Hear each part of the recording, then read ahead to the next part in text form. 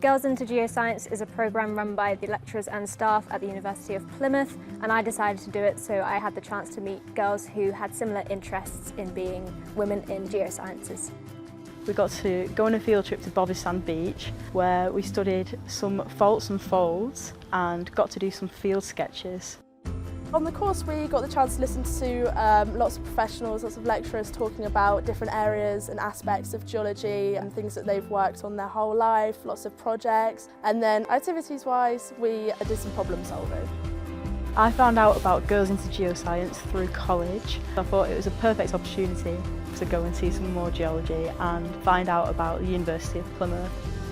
Plymouth, it just has so much geology already in the area. Also just hearing so many people talk about so many different things so passionately, I just felt like there was a real sense of pride in the uni.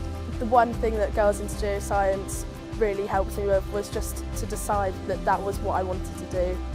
I'd say if you're a girl considering going into the geosciences, you should absolutely do it. It was the leading cause of me coming to the University of Plymouth.